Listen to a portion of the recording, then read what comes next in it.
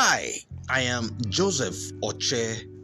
Welcome to Epiphanies of Inspiration with Uncle Joe. This is the space where I give my voice to my mission, which is to build safe relationships through intentional fatherhood, encouragement, and joy bringing. My emphasis is on encouragement and joy bringing because I have a dedicated space for my diary of fatherhood.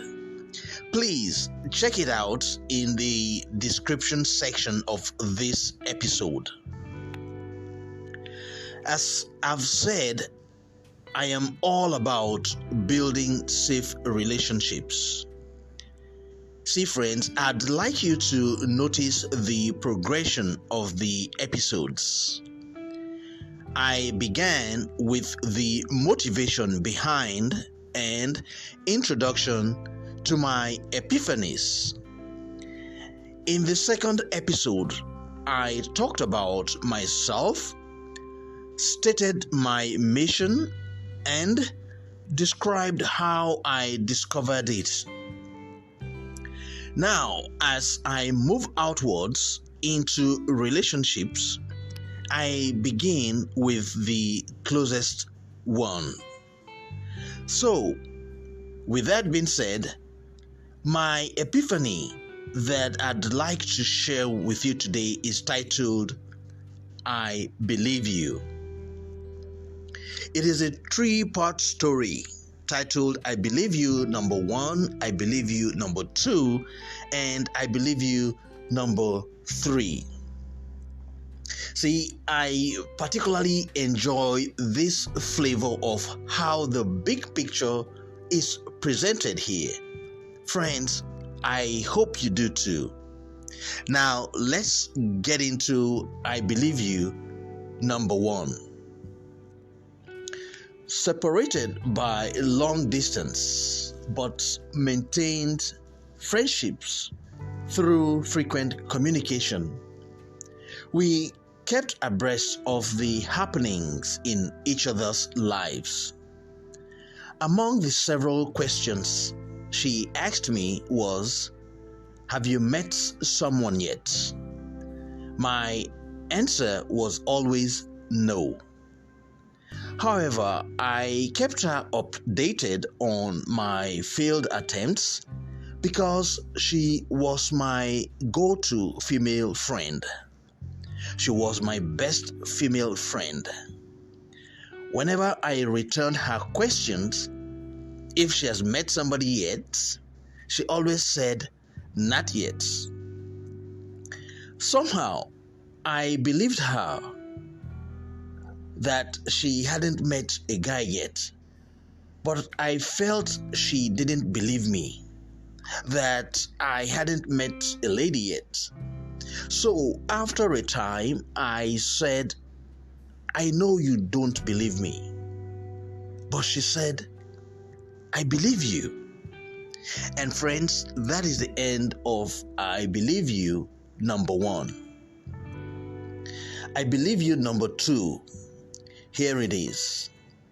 It felt so good to be blindly believed in, not only as it concerned my relationship status, but in me holistically and in my potentials.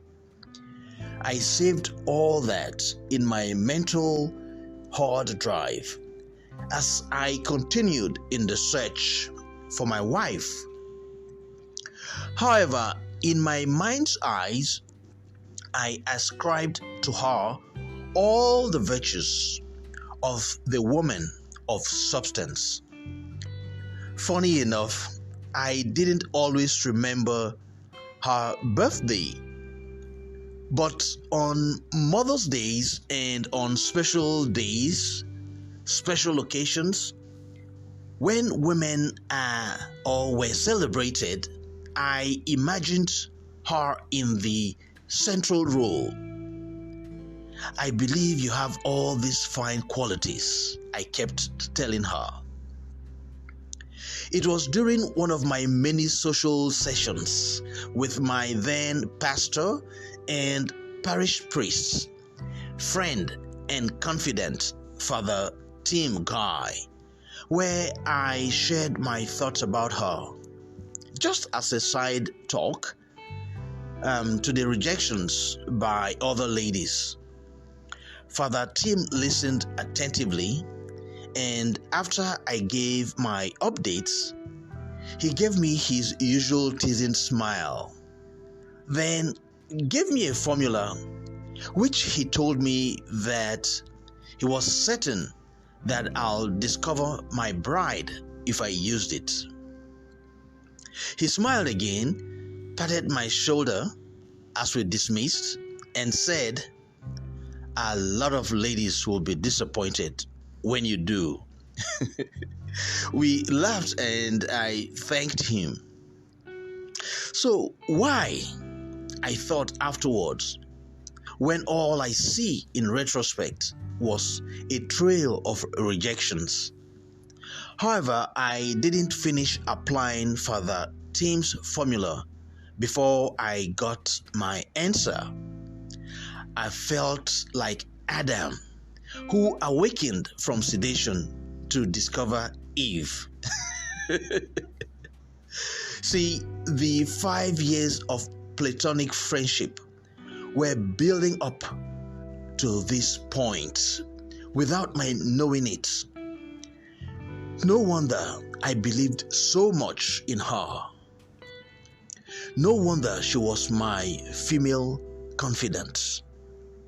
I became attracted to my best female friend. I believed it was her. I was so confident that she would accept my proposal. And friends, so it was. And that is the end of I Believe You number 2. Now, let's get into I Believe You number 3. Then I told Papa, my father, of blessed memory about her and her acceptance of my proposal. As he screened my presentation, he questioned my certainty and so I said, I may not have all the answers, but I do know that when the risk is high, the profit is most likely to be much. He just dropped his hat. Then Papa said, "I believe you." Isn't that coincidental? But I believe it wasn't coincidental. And here's the result, friend. So with that, the deal was sealed. Friends, that was the onset of the journey that has brought sweethearts and me to our almost 17 years of marriage. When I wrote this piece in 2020, it was our 14th wedding anniversary. I wish I could say it all has been happily ever after. However, God has blessed us beyond measures through our gains and challenges. Whenever it becomes so hard to say I love you, we always remember the memories of good times and the hope that lies ahead. Then we regain the strength to press on through God's grace. We are most grateful to God for His many blessings and protection to us. We especially appreciate the gift of friendship because when you like the one you love, the journey of marriage becomes so much easier. We ask God to continue to be with us on our journey as we continue to listen to each other. And friends, thank you so much for listening to today's episode of Epiphanies of Inspiration with Uncle Joe.